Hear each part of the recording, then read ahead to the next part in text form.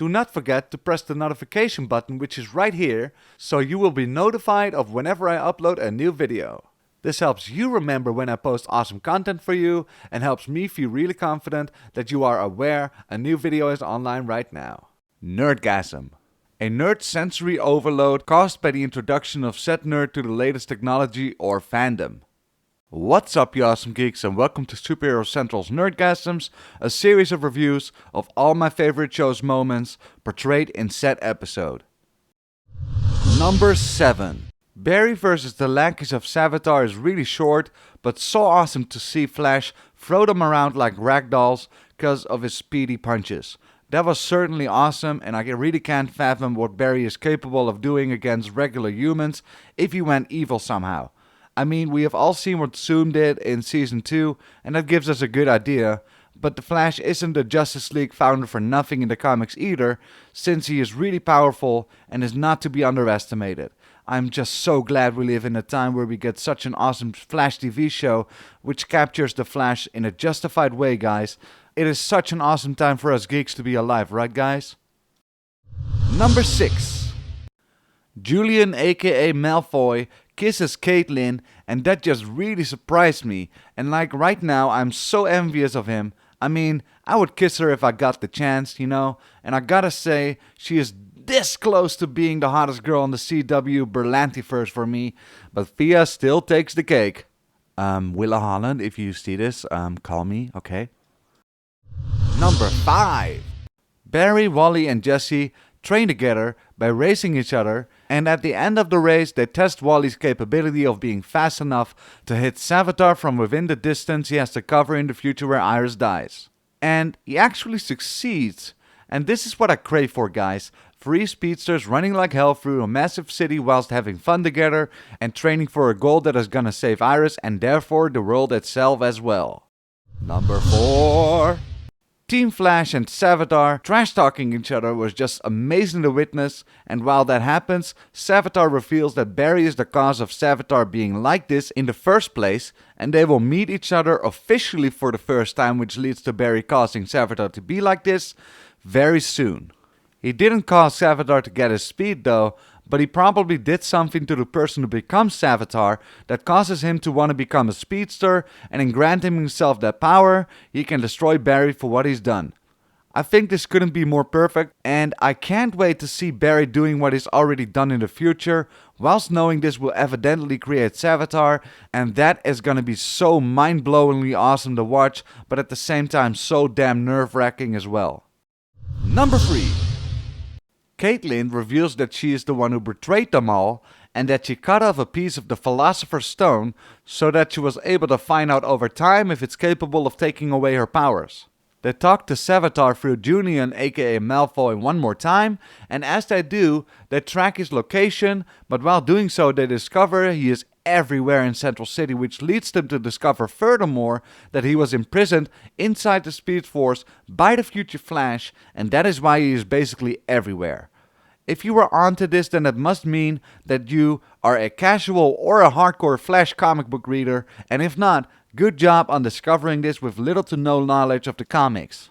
And I was onto this because I'm actually a hardcore Flash comic book reader, well, only recently, since the New 52 though, but that is kinda how I was able to discover this. Eventually they discovered that by throwing the stone into the Speed Force he has everything he needs to escape the prison, except that they cut off a piece of the stone and that prevented him to do so. And now Wally is on a rampage to try and prevent Savitar from coming out of his prison for eternity, all the while unknowingly messing everything up, cause throwing the cut off piece of rock into the Speed Force is gonna cause Savitar to be able to break free from his prison, and this was just nerve-wracking to watch.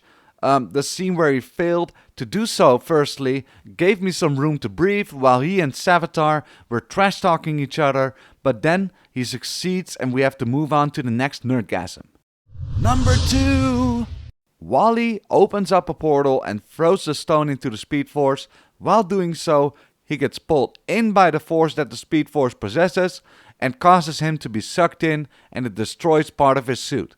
Barry runs like hell, only to find the part of the suit that belonged to Kid Flash, and sees Savitar come out of the portal like the girl in the ring came out of the television, which was freaking awesome to witness, guys. And now the game is on! First of all, this means that Wally is the one that suffers a fate worse than death, and I did not see this coming at all, which is, I think, really admirable of the writers that they could make this so surprising. Secondly, I was so excited to see Savitar's new look as well, since he is now looking slightly different than he did before, which we still need an explanation for, by the way. You can also see the distorted Flash symbol on his chest piece, and it looks so freaking epic on him. I couldn't wait for the event that follows up next, and I basically got all that I ever wanted this season, but that's something to talk about in the number 1 spot.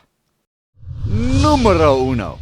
It's the Flash versus Savitar once more, and this time we can see Barry handle himself a lot better than he did before, because the stakes are just so damn high this time, and he gained even more speed and experience during the time that, Savitar was unable to fight against the Flash, so he manages to fend off Savitar pretty well, and is able to break off part of Savitar's weapon that is located on his forearm, which leads to Cisco eventually being able to do something with it in the near future, in an upcoming episode.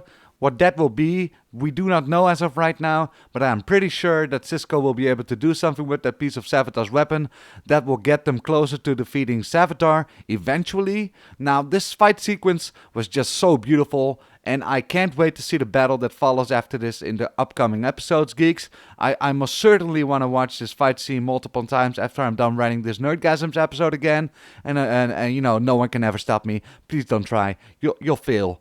Now, some quick side notes before I leave. HR is being funny as hell once more in this episode, and I can't get enough of him.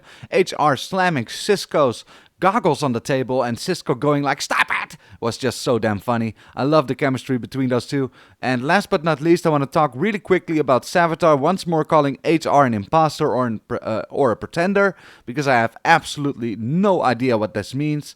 Does it mean that he's not the Wells that Team Flash deserves, such as a Wells normally being a true scientist and being able to actually help Team Flash in a way that only a Wells can do?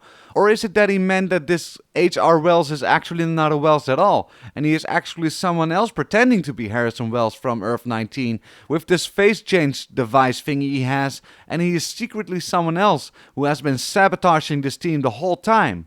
Well, let me know in the comment section down below what you think about that, so we can have a discussion about that. I rate this episode a 9 out of 10 because it was just an amazing experience watching it. I'm your host, Dennis, and I thank you all for watching. If you enjoyed this video, then be sure to punch that like button, slap that subscribe button in the face, and share this video with all your geeky buddies.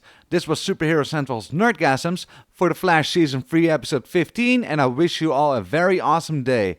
I will see you guys next time.